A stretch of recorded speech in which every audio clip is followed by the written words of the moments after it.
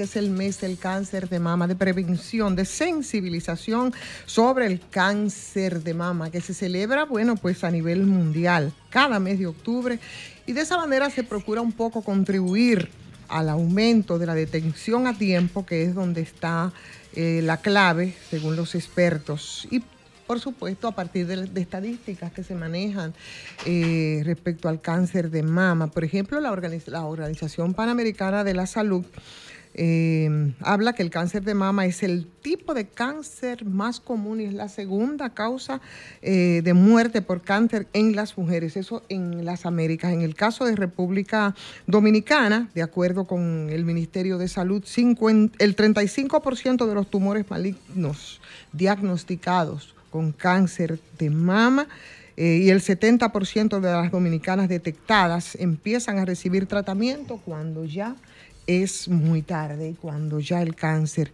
señores, es muy poco probable que pueda dejar posibilidades de salvarla. Pero cuando tú dices, bueno, pero la cardio-oncología y la importancia que tiene en todo este proceso, ¿cómo cuadra en todo esto? Bueno, pues efectivamente nuestra invitada nos va a hablar del tema. La doctora Felicia Ramírez está con nosotros y yo creo que deberíamos de comenzar por ahí. Doctora, ¿de qué se encarga un médico cardio-oncólogo? Bienvenida al Sol de la Tarde. Muchísimas gracias por esta invitación. Yo feliz de poder estar aquí compartiendo con ustedes.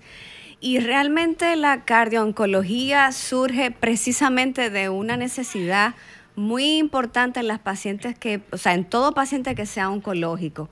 ¿Por qué? Porque habíamos visto que muchos de estos pacientes que presentaban cáncer, en el trayecto de su tratamiento, presentaban complicaciones que eran directamente relacionadas con el tratamiento que se utilizaba.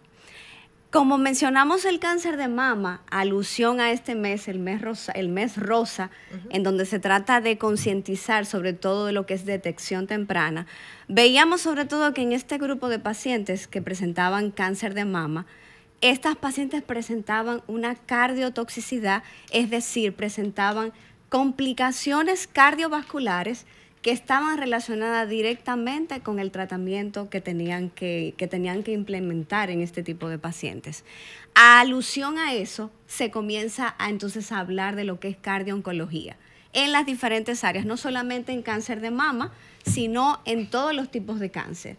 ¿Por qué? Porque en la medida que se ha ido avanzando en lo que es diagnóstico, en lo que es tratamiento, porque ya tenemos pacientes de cáncer que logran una sobrevida mayor en comparación con tiempos anteriores.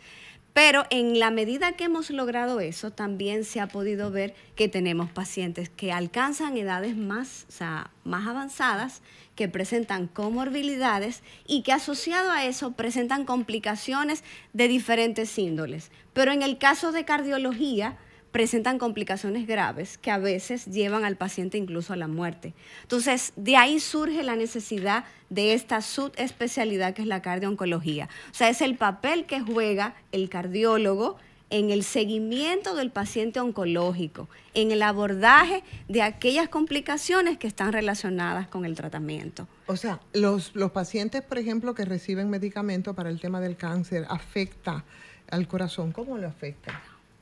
Sí, a ver, por ejemplo, vamos a poner un ejemplo bien específico en el cáncer de mama. Las mujeres que presentan cáncer de mama, en este grupo de pacientes se utiliza un grupo de medicamentos que son las antraciclinas, que a veces los pacientes las identifican como la serie roja.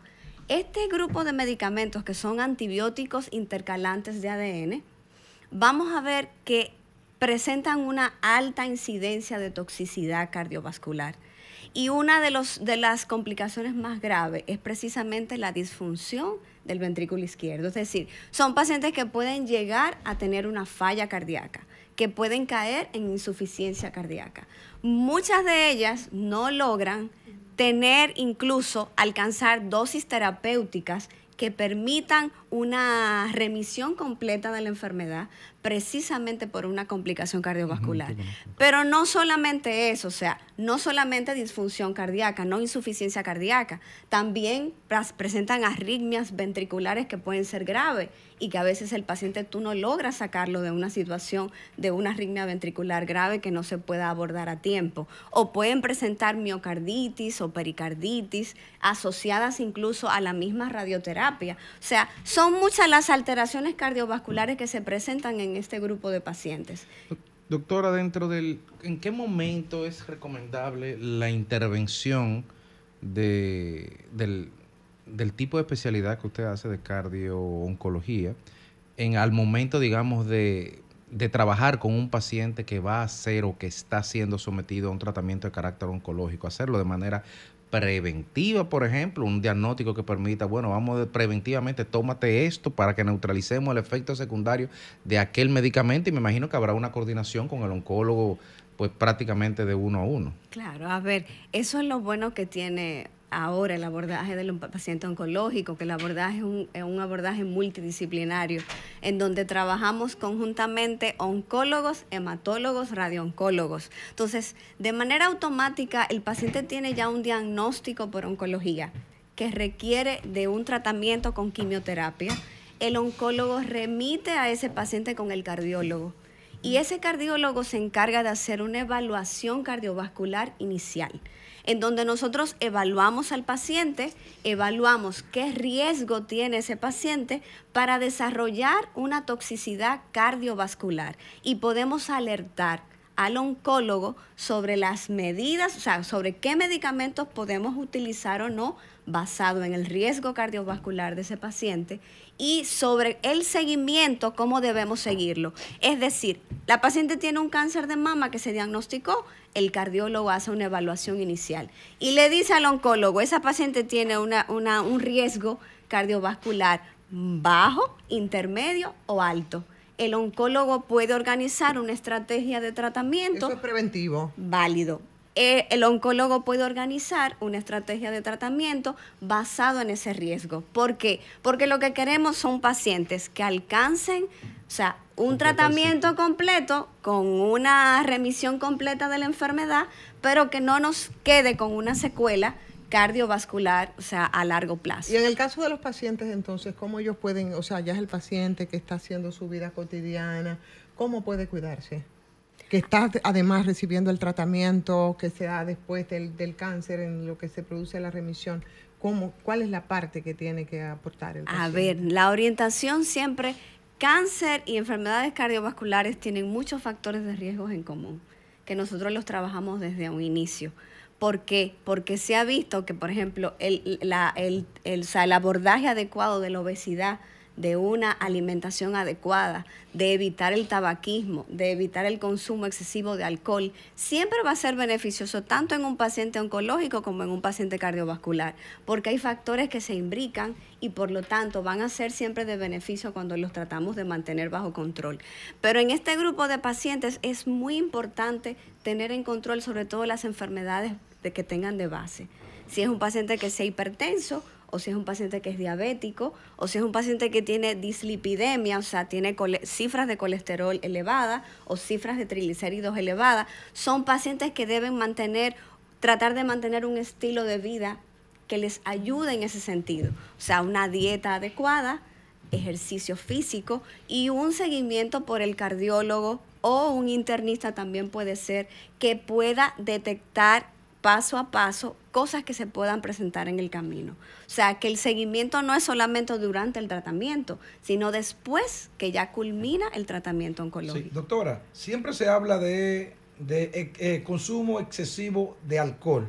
O sea, estamos diciendo que de forma intrínseca está diciendo sí se puede consumir alcohol. Lo que pasa es que el abuso trae problemas. ¿Cuál sería un uso responsable del alcohol? ¿Qué cantidad? Bueno, diaria, semanal, qué tipo. En mi criterio, lo ideal sería no tener que consumir bebidas alcohólicas. Pero si lo consume, que sea de una manera ligera, digamos, no más de un vaso, 2 vasos de cerveza en un día, no más de una copa de vino por día. Una botella tiene como 10 vasos.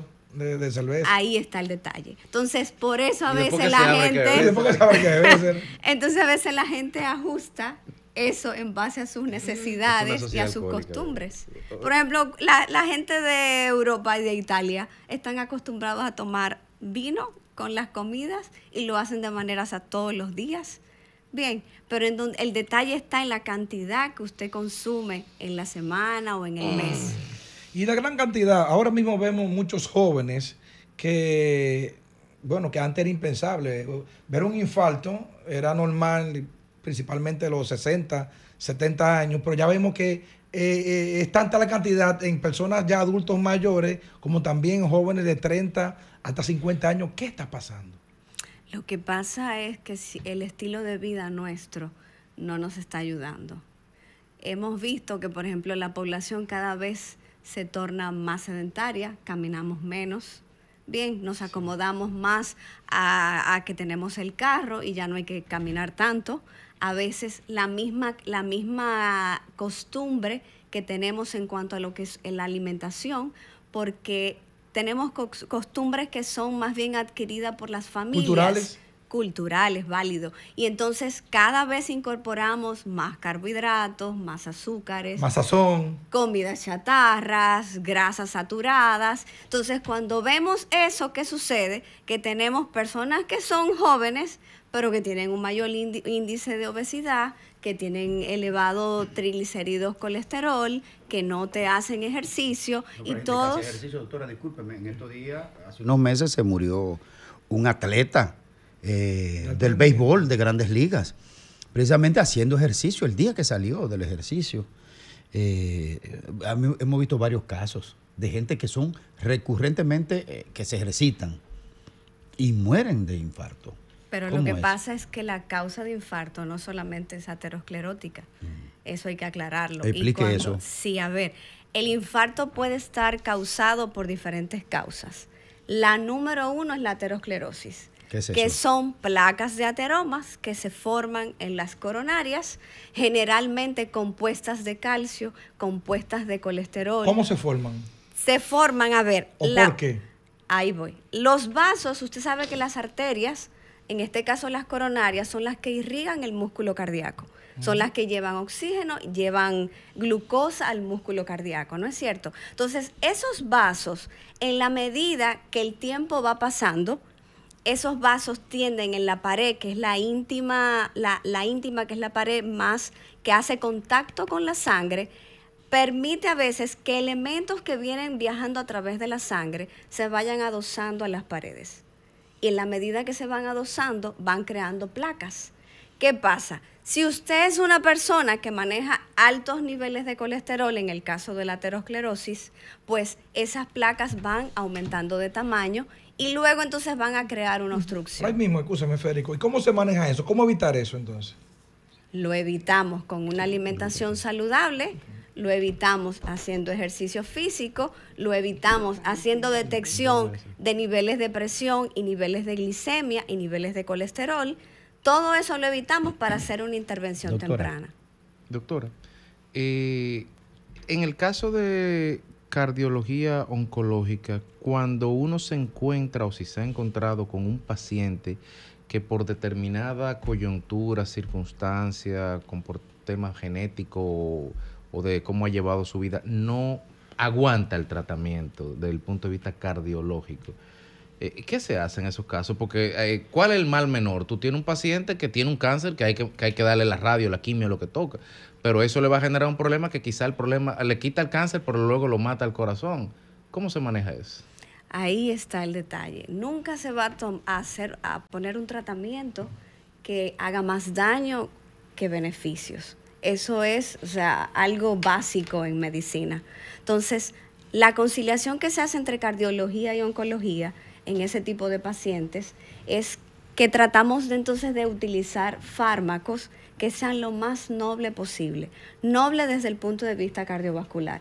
Hay muchos pacientes que sencillamente a veces no se les puede dar quimioterapia, porque si se le coloca quimioterapia, probablemente hagan una falla cardíaca a la primera dosis que se le administre. Entonces, a veces esos pacientes que no son, o sea, que no tienen las características por las comorbilidades y enfermedades que tienen, se buscan entonces alternativas paliativas, que es lo que hacen los oncólogos. ¿Y cómo entonces ustedes pueden evaluar un paciente que está ingiriendo los medicamentos para el cáncer, para poder identificar los riesgos cardiovasculares? ¿Cómo eso se hace? ¿Cómo pueden hacerlo? Y si todos los pacientes aplican para hacer ese tipo de evaluaciones.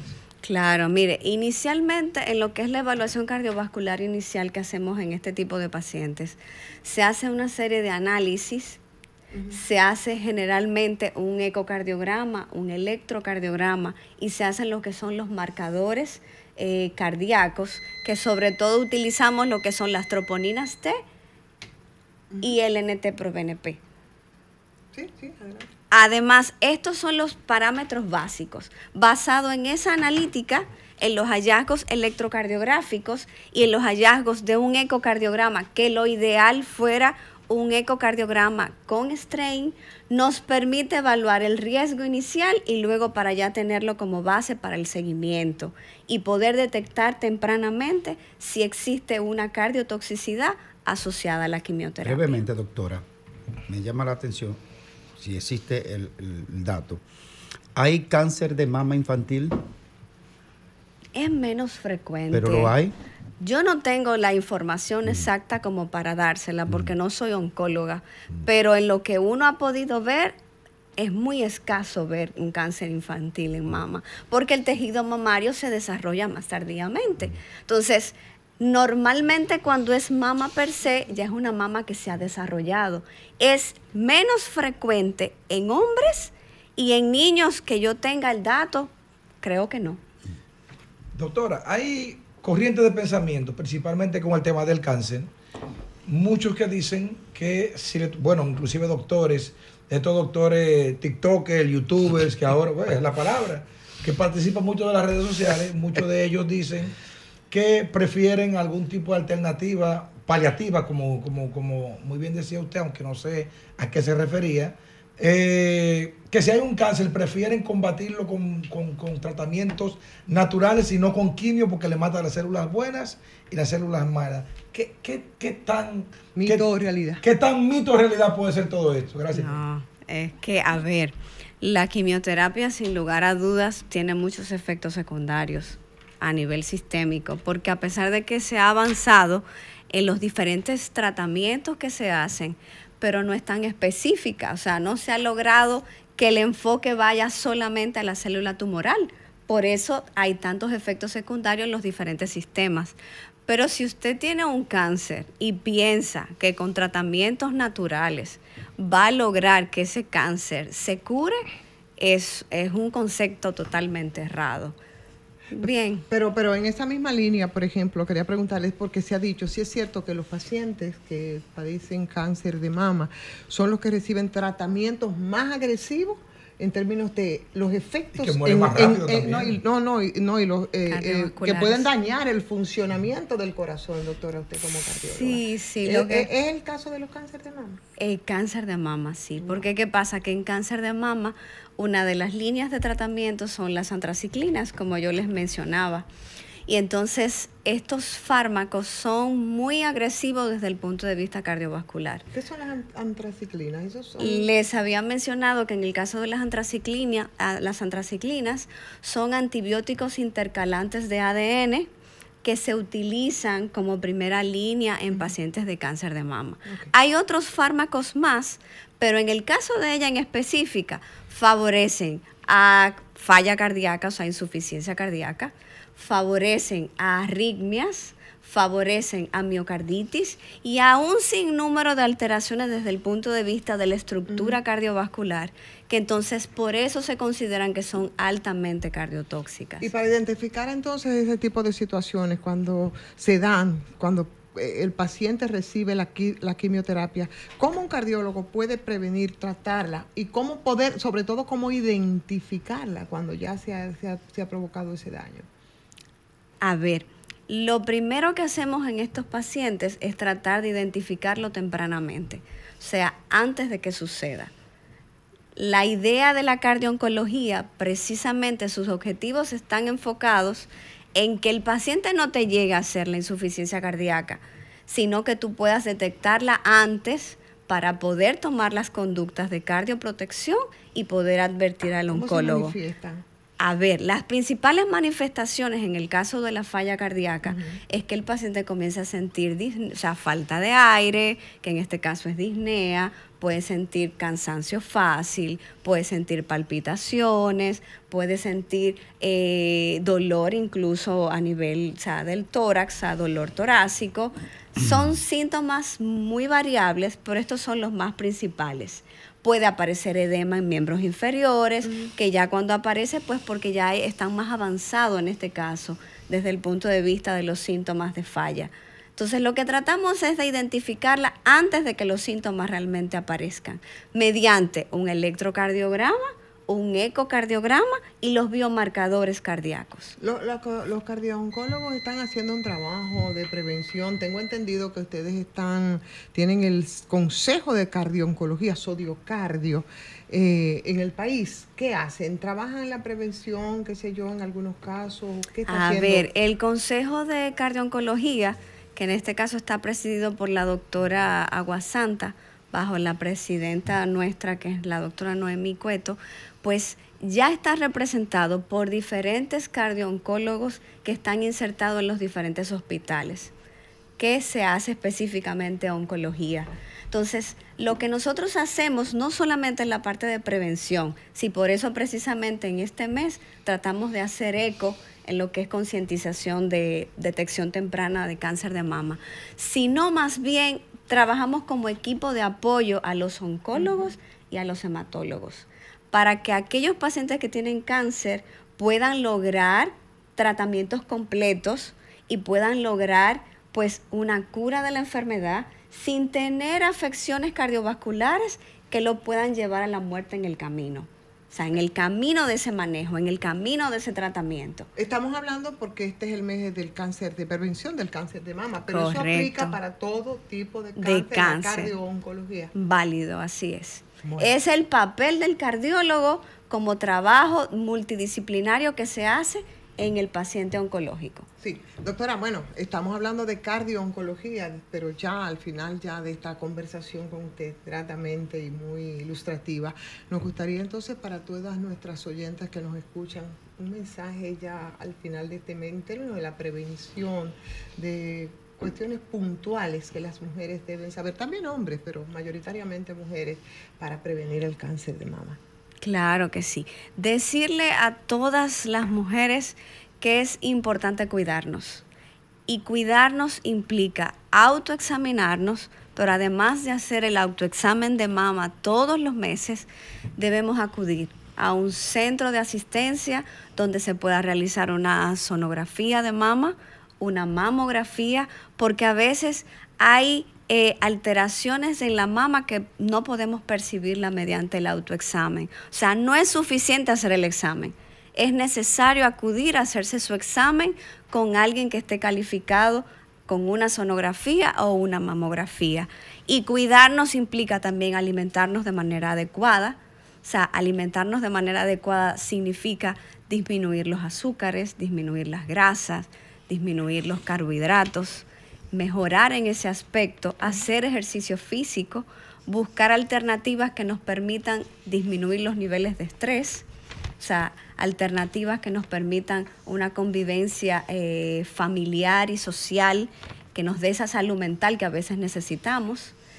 Todas estas medidas van a ser buenas en este sentido de lo que es prevención y detección. Doctora, es difícil bajar los niveles de estrés en este Hay país. que tratar. Sobre todo la mujer que Claro. lleva tantos frentes, Sí. que tiene que ser madre, tiene que ser esposa, tiene que ser trabajadora, Claro. pero hay que cuidarse. Y cuidar Así la es. salud debe ser fundamental. Es fundamental. Muchísimas gracias a la doctora Felicia Ramírez, cardioncóloga. Qué placer conversar con ustedes y esperamos que las orientaciones pues puedan servir para los pacientes, ¿no? Que son muchos aquí en el país. ¿Las estadísticas por dónde andan, doctores? Bueno, se habla que alrededor del mundo casi 2 millones de casos nuevos se diagnostican de cáncer de mama. ¿Y en República Dominicana? En República Dominicana exactamente el número no lo manejo, pero en las Américas se habla de que andábamos 1,5 millones por año de diagnósticos. Claro. Porque en América Latina el índice es bastante alto. Es bastante alto, pero la prevención, la detención a tiempo, por supuesto, siempre funciona y ya eso no es un problema mayor y usted puede vivir mucho más tiempo si detecta el cáncer a tiempo. Entonces, con las recomendaciones de la doctora Ramírez, vamos a aplicarlas, vamos a cuidarnos, vamos a esculcarnos, ¿verdad? Pues que es lo primero cada día y cada año hacernos nuestra mamografía. Válido. Así es. Muchísimas gracias, doctora Ramírez. Gracias. Alejandro, nos fuimos.